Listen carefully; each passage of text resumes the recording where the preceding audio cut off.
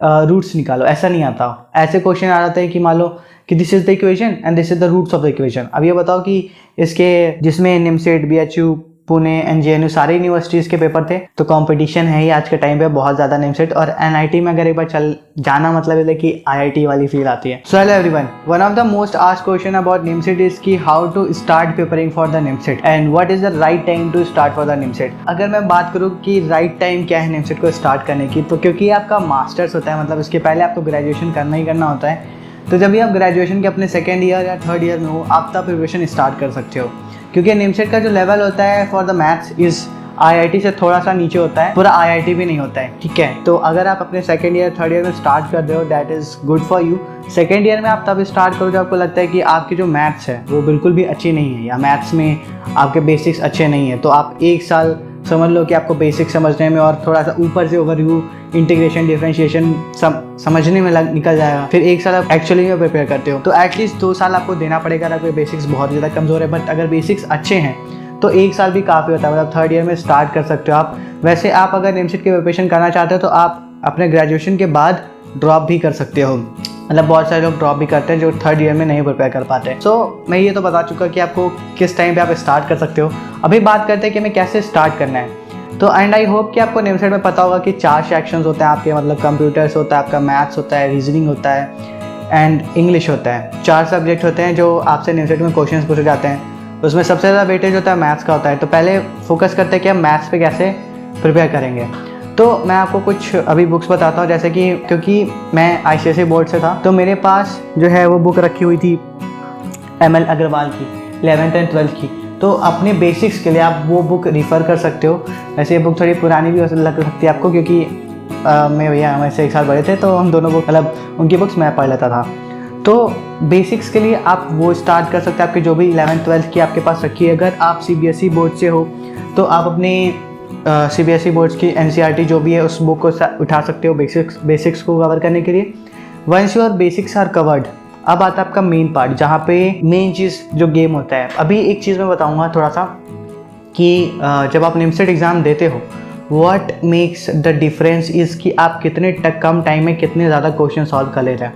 अब मान लो कोई एक ऐसा क्वेश्चन आया जिसमें आप 2 मिनट आप लगा चुके हो सकता है कोई एक ऐसा पर्सन 2 मिनट में से बहुत सारे क्वेश्चन सॉल्व कर लिए। तो the main thing is speed, और अगर आपको शॉर्ट ट्रिक्स पता है तो वो बहुत बेनिफिट करता है। अब उसके लिए आप अगर कोचिंग सेंटर्स में जाते हो तो कोचिंग सेंटर के खुद के फॉर्मूला होते हैं, खुद के शॉर्ट ट्रिक्स उन्होंने बना के रखे होते हैं, तो वो आपको हेल्प कर देता है वहाँ के नोट्स पर। अगर आपके पास नहीं है तो फिर आप क्वेश्चन सॉल्व करोगे, खुद से प्रैक्टिस करोगे, प्रैक्टिस करके भी कर सकते हो। कि और एक बात बताओ कि क्या सेल्फ स्टडी सही है या कोचिंग से। देखो आई थिंक मुझे लगता है कि निमसेट में कोचिंग प्लस सेल्फ स्टडी दोनों ज़रूरी है। देखो कोचिंग के बाद अगर सेल्फ स्टडी करते हो तभी होगा, वरना नहीं होगा। सिर्फ कोचिंग से नहीं होता, खुद घर पे भी आके उसकी सेल्फ स्टडी खुद आपको करनी पड़ेगी। तो आपने अपने बेसिक्स तैयार कर लिए, अपनी एनसीईआरटी या फिर जो भी आपके पास बुक्स थे 11th 12th के बेसिक्स। मैं इसलिए बोल रहा हूँ क्योंकि जब आप कैलकुलेशन करना स्टार्ट करोगे, जब भी प्रॉब्लम को सॉल्व करना स्टार्ट करोगे, उसमें बहुत सारे स्टेप ऐसे होंगे जहाँ पे बेसिक्स का बहुत ज़्यादा यूज़ होता है। जैसे लॉगरिथम का आ जाएगा आपको, एक्सपोनेंशियल्स का आ जाएगा आपका,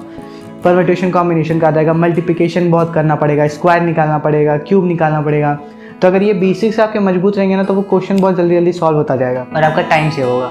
तो इसलिए बहुत ज़रूरी है कि आप अपने बेसिक्स पे पहले वर्क करो। तो बेसिक्स के लिए अपनी जो भी एनसीईआरटी, आईसीएसई, सीबीएसई जो भी बोर्ड्स की आपके पास बुक रखी है उससे स्टार्ट कर देना। उसके बाद आता है आपका प्रिपरेशन के लिए। तो पहले मैं बोलूँगा पेपर की एनालिसिस करो। एक्चुअली में देखो कि पेपर आता कैसे, क्वेश्चंस पूछे कैसे जाते हैं। सिंपल क्वेश्चन तो बिल्कुल भी नहीं पूछे जाते कि क्वाड्रेटिक इक्वेशन में दे दिया और बोला कि भाई इसका रूट्स निकालो, ऐसा नहीं आता। ऐसे क्वेश्चन आ जाते हैं कि मान लो कि this is the equation and this is the roots of the equation. अब ये बताओ कि इसके सेम रूट्स हैं, इक्वल रूट्स हैं, डिफरेंशिएटेड है, वो इनफाइनाइट रूट्स हैं, ये बताओ। या फिर ये के वैल्यू इसकी वैल्यू क्या होगी, या इस के की वैल्यू किसके बीच में लाई कर रही होगी। ऐसे क्वेश्चन आते हैं। तो वो एनालिसिस करने के लिए आप एक और बुक ले सकते हो जो 10 ईयर्स होती है। जैसे मैंने जब लिया था, मैंने ये अरिहंत की एमसीए की बुक ली थी। इसमें सॉल्व पेपर थे फ्रॉम 2007 टू 2017, जिसमें निमसेट, बीएचयू, पुणे, एनजेएनयू सारी यूनिवर्सिटीज़ के पेपर थे। और उस पेपर्स की एनालिसिस करो। जब मैंने पढ़ा था उसके बाद मैं पेपर सॉल्व करता था, मतलब मोस्टली मैं ट्राई करता था कि मैं कितने कम जगह में सॉल्व कर लूँ। तो मैं यहीं साइड में कैलकुलेशंस कर लेता था। मतलब अभी भी इस बुक में बहुत सारी जगह पर लिखे हुए हैं कि क्या कैसे मतलब सॉल्व करना है, कैसे क्या क्या था मैंने।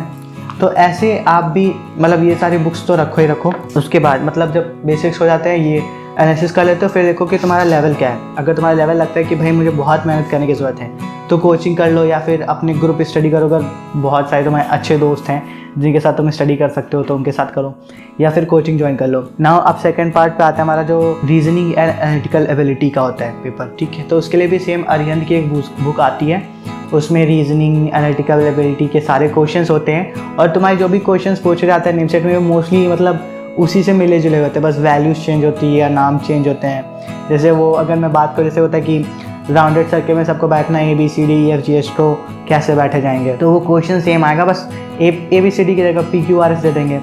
तो अगर अरिहंत के ले सकते हो वो ले लेना, वरना मतलब बेस्टिस की जो SBI PO होता है या फिर NDA के एग्ज़ाम्स होते हैं, उसमें जो एनालिटिकल एबिलिटी और रीजनिंग के जो सॉल्व पेपर आते हैं, पेपर्स जो आते हैं, मॉक पेपर्स, वो आप लगा सकते हो, मतलब सिमिलर क्वेश्चंस होते हैं। फिर बात करते हैं कंप्यूटर्स की। कंप्यूटर्स में आपके यार मतलब 10 क्वेश्चंस आते हैं ज़्यादा से ज़्यादा, और हो सकता है उसमें इजी भी है, हो सकता है उसमें टफ भी हैं। तो मतलब मेरा एक और वीडियो है जिसमें मैंने कंप्यूटर्स के बारे में बात करी कि मोस्टली किस टॉपिक से ज़्यादा क्वेश्चंस पूछे जाते हैं। कई बार होता है उससे भी नहीं आता, और अगर आता है तो पूरा उसी से आ जाता है, तो आप वो वीडियो एक बार चेक कर सकते हो।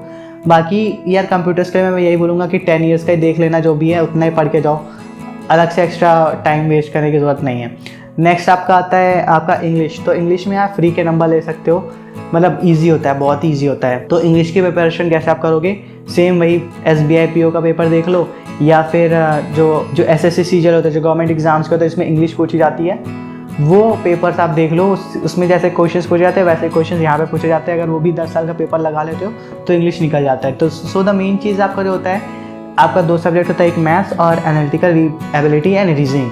तो एनालिटिकल एबिलिटी एंड रीजनिंग के लिए आपको साल भर तो नहीं चाहिए होगा, मतलब आप 3 महीने में बहुत आराम से सब प्रिपेयर कर सकते हो रीजनिंग और एनालिटिकल एबिलिटी का। मैथ्स के लिए आपको 1 साल 2 साल देना ही पड़ेगा, डिपेंडिंग ऑन आपका भी लेवल क्या है। कंप्यूटर से यार 1 महीने में कर लोगे। उसके बाद ये इंग्लिश भी यार आपका मान लो 1.5 महीने, मतलब अगर इंग्लिश बहुत ही ज़्यादा ख़राब है तो 1.5 महीने में आपका बहुत आराम से निकल जाएगा। सो ये पूरा था कि प्रिपरेशन स्टार्ट कैसे करें। तो यही करना आपको, जो भी बुक्स हैं उसको लेके बैठना है, प्रिपेयर करना है, अपना लेवल देखना है, और डिपेंड्स ऑन कि आपका अभी लेवल क्या, आपको कितना मैथ समझ में आता है, कितना नहीं आता है, उसके बेस पे यार कोई भी कोचिंग सेंटर जो आपको लगता है वो ज्वाइन कर सकते हो। बाकी अगर इफ़ यू वांट कि मैं कोई कोचिंग सेंटर बताऊं ढूंढ के, या फिर उस पर आपको वीडियो चाहिए, तो आप मुझे कमेंट में बता देना। मैं ट्राई करूंगा कि मैं आपके लिए कोई एक अच्छी कोचिंग या रिव्यूज़ थोड़े से इकट्ठे करके आपको दे पाऊँ। बाकी इज़ इट रियली टफ, तो यार देखो उसमें सीट्स होती हैं जो भी है 800 या 850 जो भी सीट्स होती हैं, तो कंपटीशन है ही आज के टाइम पे बहुत ज़्यादा निमसेट। और NIT में अगर एक बार चल जाना मतलब है कि IIT वाली फील आती है, तो कंपटीशन बहुत है। इजी है, पेपर निकाल सकते हो बहुत आराम से, बस अगर फोकस रहे तो निकल जाएगा। मतलब वो IIT वाला मेहनत है ही नहीं, क्योंकि तुम्हारी फिजिक्स केमिस्ट्री है ही नहीं, सिर्फ मैथ्स है, इंग्लिश कंप्यूटर बहुत बेसिक्स, और एनालिटिकल एबिलिटी एंड रीजनिंग। तो अगर मैथ्स पढ़ो तो रीजनिंग तो आराम से निकली जाएगी, बस तो ऐसे कॉन्सेप्ट तुम्हें पता हो। तो ईजी है, बहुत ईजी है पेपर, बस तुम्हें मैथ्स का थोड़ा सा पेपर करना है। तो अगर कर लेते हो तो बहुत अच्छी बात है, और ईजी है, निकल जाएगा। तो आज की वीडियो में यहीं पे ख़त्म करूँगा, and if you want to know anything just let me know in the comments. तो तब तक के लिए bye bye, take care, keep smiling.